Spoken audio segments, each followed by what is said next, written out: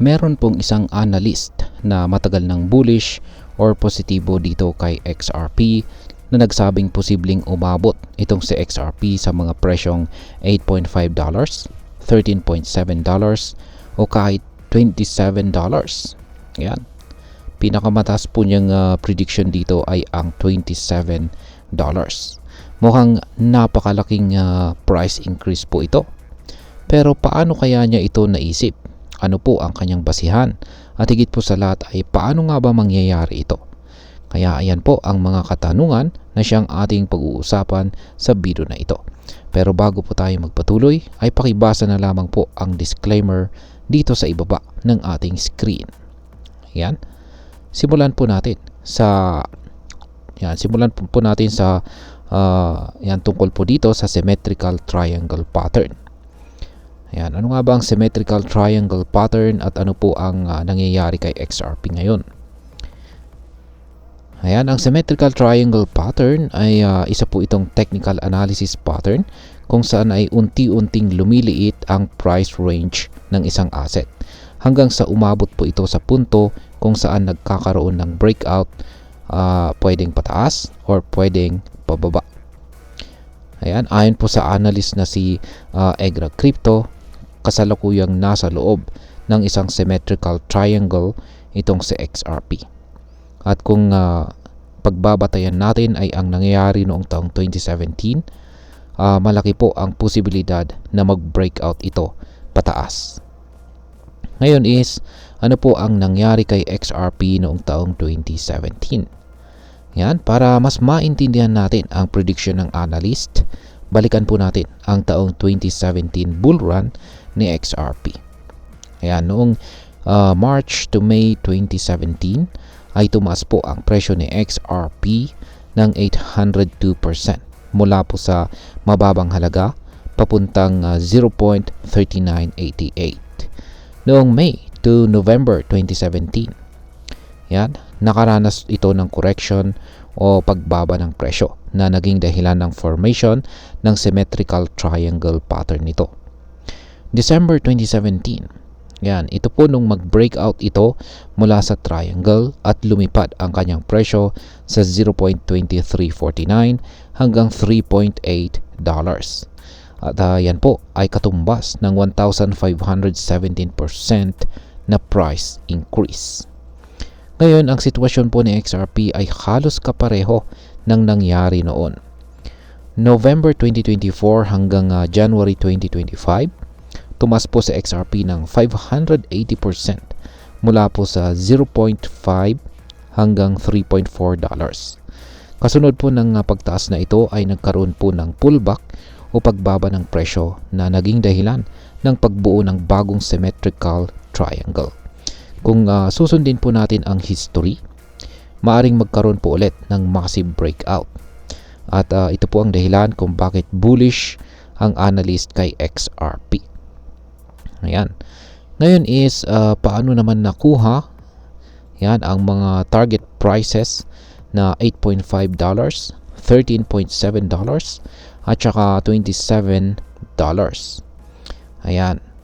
At nakikita natin rito ay ang chart ni Egra Crypto na siyang nagpapaliwanag dito. Yan, para sa kanyang price prediction ay ginamit po ni Egra Crypto ang tinatawag na Fibonacci extensions. Yan, ano nga bang Fibonacci extensions? Ito po ay isang technical indicator na ginagamit ng mga analyst para i-predict ang posibleng mga resistance levels o mga posibleng target price matapos ang isang breakout. Kaya, ayan, meron pong tatlong target prices dito ni Egra Crypto. At yan nga, yung $8.5 ay nakabase po yan sa Fibonacci 1.272 extension. Ayan. Yung $13.7 naman ay nakabase po yan sa Fibonacci 1.414 extension. Yan. At yung $27, yan ay nakabase naman po yan sa Fibonacci 1.618 na extension. Ang price target na $27 ay batay po yan sa parehong Fibonacci level na tumugma sa breakout noong taong 2017 kung saan si XRP ay umabot sa all-time high na $3.8. Sa kasalukuyang presyo na $2.10, kailangan po ni XRP na tumaas ng 1,015% para maabot nito ang presyong $27. Ayan. Ngayon is, pinakamalaking tanong natin dito is posible ba talagang umabot sa $27 itong si XRP? Bagamat mukhang maganda ang prediction na ito, hindi ito 100% na sigurado. At meron po tayong ilang mga bagay dito na dapat po nating isaalang-alang. Ayan. Mga positibong bagay na dapat po nating isaalang-alang ay una ay ang historical patterns. Kung susundin po natin ang nangyari noong taong 2017, may posibilidad po talaga na tumaas ang presyo ng XRP. Ayan. Maliban po sa historical pattern ay ang tinatawag na institutional adoption.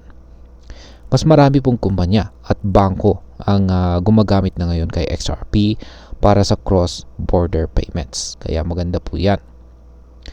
At meron na rin tayong tinatawag dito na market sentiment. Kapag naging bullish po ang buong crypto market, mas malaki po ang chance na sumabay sa XRP sa pagtaas. Yan. Kung meron po tayong mga positibong factors, meron din po tayong mga negatibong factors. Ayan. At ayan, ang isa po sa mga negatibong factors na ito ay ang regulatory issues. Ayan. Alam po nating may matagal ng kaso itong si Ripple. Ayan, ang kumpanya sa likod ng XRP. At yan po, yung kanilang legal issues ay laban po sa SEC ng US. At kapag hindi po ito naresolba ng maayos, posibleng maapektuhan po ang presyo ng XRP. Yan. Maliban po sa regulatory issues ay ang tinatawag na market volatility. Kahit may magandang technical setup, wala pong makakapag-predict ng eksaktong galaw ng market. Yan. At nandyan na rin po ang competition. Marami pang ibang cryptocurrencies na may parehong use case tulad ni XRP. Kaya hindi po guaranteed ang mass adoption nito. Ayan, kung isa ka pong Pinoy crypto trader o investor ni XRP, ang prediction po na ito ay may malaking epekto sa ating mga investment decisions.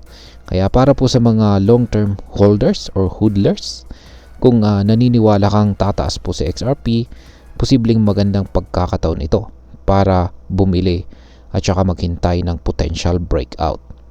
Para naman po sa mga short-term traders, dapat po tayong maging maingat dahil maaari pong magkaroon pa ng pullbacks bago ang inaasahang breakout. Para naman po sa mga baguhan sa crypto, huwag po tayong basta-basta pumasok sa isang investment nang hindi muna tayo nagre-research. Ang crypto market po ay sobrang volatile, kaya importante po talaga ang risk management. Ngayon, isang masasabi ko naman dito ay ayan, kung ang pagbabatayan natin ay ang historical data at saka technical analysis, may posibilidad po talagang magkaroon ng breakout.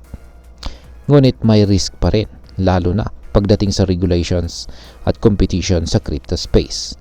Ang pinakamagandang gawin po natin ay pag-aralan ang market, gumamit ng risk management at huwag po tayong mag-invest ng perang hindi natin kayang mawala. At ayan, hanggang dito na lamang po tayo sa video na ito mga ka-crypto. Marami pong salamat sa manonood. Ingat po tayo lagi at God bless po sa ating lahat.